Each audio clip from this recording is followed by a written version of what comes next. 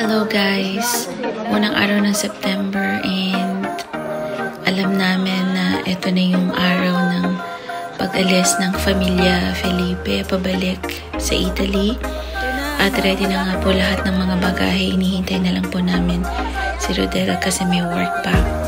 So ito yung huling araw namin na magkakasama ng kumpleto at masayang araw dito sa Canada. At hopefully hindi na ganoong katagal bago uli kami makumpleto uli at either kami ang bumisitang lahat sa Italy or sila uli ang bumisita dito or live for good here. So mahirap man pero talaga naman pong sulit na sulit po ang bakasyon nila dito sa Canada. So yung 30 days nila, wala po kaming masasabi na may dull moments kami the whole time. Araw-araw po kaming magkakasama, gabi-gabi kaming nagtatawanan, nagkukwentuhan, lagi kaming merong ginagawa, at isang buwan po kaming kainan. Yun po ang isa sa hindi namin makakalimutan kasi lagi po kaming parang may handaan ba? Lagi kaming may lunch, may dinner. So talaga naman pong yung bonding po ng family mas lalo pong napagtibay. Mas lalo po kami naging close sa isa't isa. Mas lalo po naming minahal ang bawat isa. So yung mga kwento namin noong bata pa kami, nabalikan. Yung mga kasayahan noon, nabalikan. Tapos, mas marami po kami na-create na memories together na mas babalik-balikan po ng aming mga anak in the future. So, bonding talaga ng family. Iba talaga yung personal na nagkakasama-sama kayo. I know, halos araw-araw din kami nag-video call ni na ate, but like, yung kasama mo siya in person is totally different.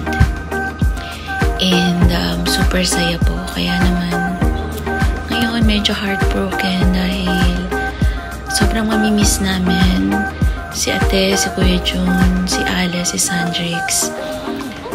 At yung stay po nila dito, talaga pong super happy kami, nakabanding namin sila. At worth it po lahat ng araw ng puyat. Siyempre napuyat po kami sa kwentuhan. At saka, siyempre minsan alam nyo yun, ayaw mag-agwat. Kaya naman, yung saying goodbye, maraming luha ang tumulo sa bawat isa dahil nakakalungkot, but in a way super happy. Hindi lang sad kaya nagkaroon ng tears na nalaglag, but tears of joy din dahil sa opportunity na binigay ni Lord sa aming pamilya na magkasama-sama kami. And sabi nga, kahit na anong pilit mo, kung hindi ka loob ng Panginoon, hindi pa mangyayari.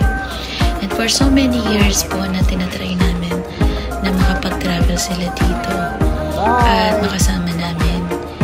Itong year lang po, ito na i-bless ni Lord na mangyari at matupad lahat yon. Kasi 2020, dapat papunta na sila dito, but nagkaroon ng COVID, nag-lockdown, hindi sila natuloy.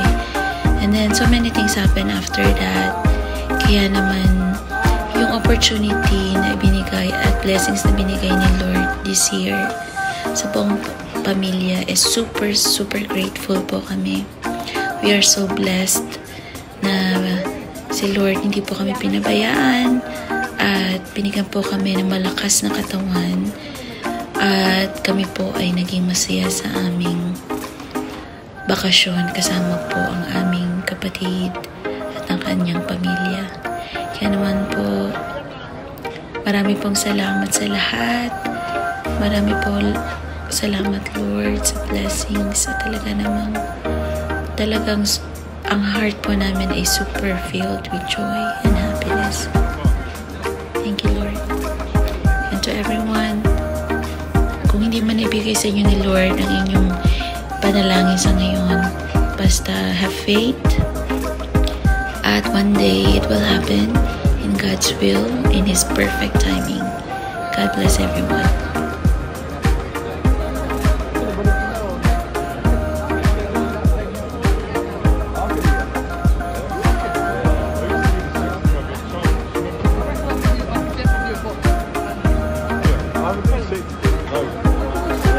If I see some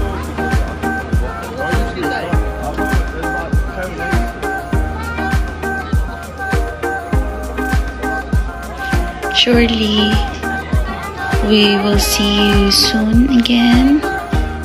Ate, Kuya Jun, Ale, and Sandrix. We love you all. Always take care. Bye. Until next time. Love you guys.